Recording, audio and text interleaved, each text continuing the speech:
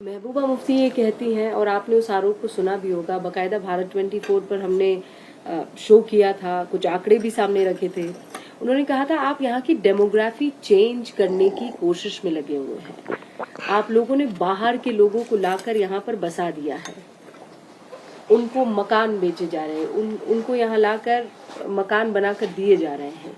ये बहुत बड़ा आरोप था। आप इन आरोपों नहीं, मैं ऐसे आरोपों को पूरी तरह से खारिज करता हूं और इन आरोपों पर मैं ध्यान भी नहीं देता हूं, क्योंकि अनर्गल आरोपों के चक्कर में पड़ के समय बर्बाद करना मुझे लगता है ये मुनासिब नहीं है।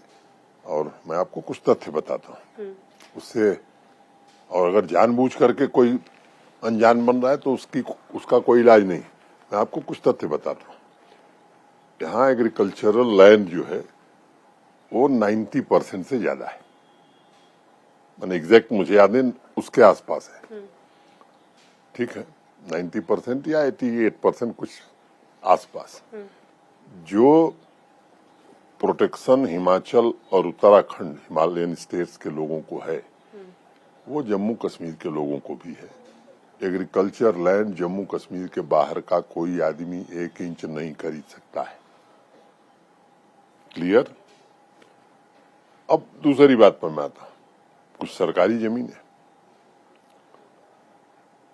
इंडस्ट्री के लिए हमने अनुमति दी है।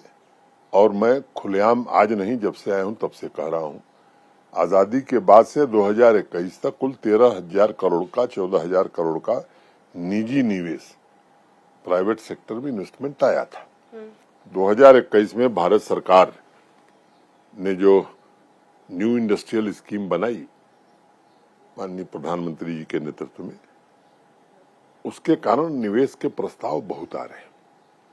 जो इंसेंटिव उसमें है, देश के किसी राज्य में इतना इंसेंटिव नहीं है।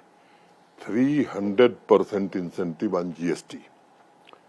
देश में सबसे सस्ती बिजली जम्मू कश्मीर में दी जाती है, चाहे वो डोमेस्टिक यूज के लिए हो चाहे इंडस्ट्रियल यूज के लिए हो।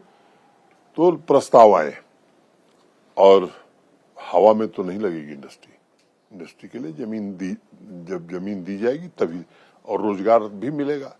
तो इंडस्ट्री को जमीन हम दे रहे हैं।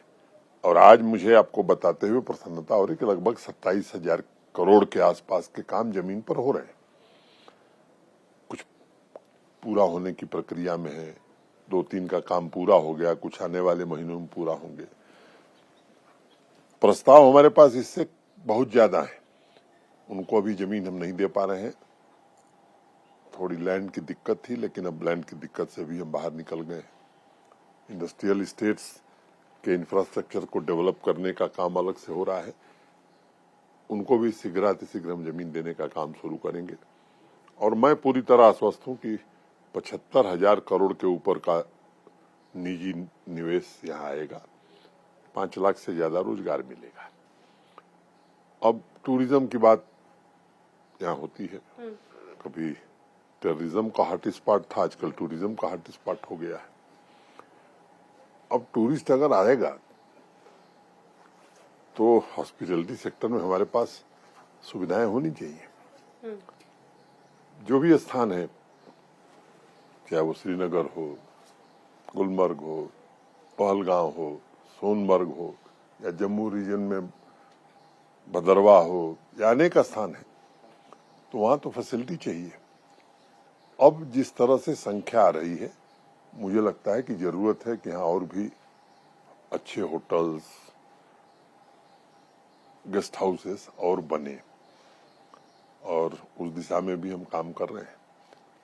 और कठिनाई कभी कभी होती है कि पूरे देश में सबसे ज्यादा किराया यहीं हो जाता है, तो अब वो तो हवा में नहीं बना सकते हम, वो जमीन पर ही बनेगा।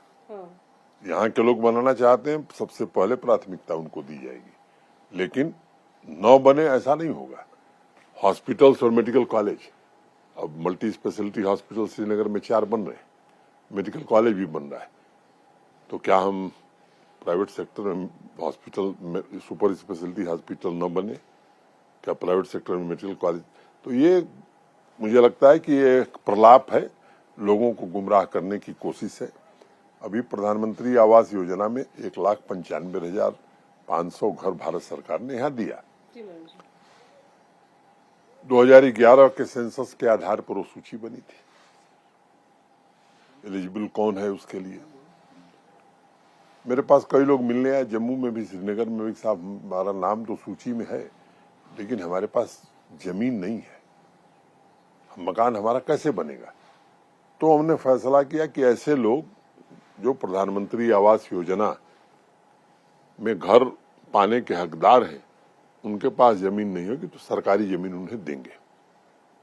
अब इस पर भी लोग कह रहे हैं कि साहब क्यों दिया जा रहा है। तो मुझे लगता है कि एक तो लोगों को भड़काना, और दूसरा कुछ लोग यहाँ ये मानते थे कि सरकारी संसाधन और सरकारी जमीनों पर उन्हीं का हक है। अभी उस फोबिया से वो बाहर नहीं निकल पा रहे।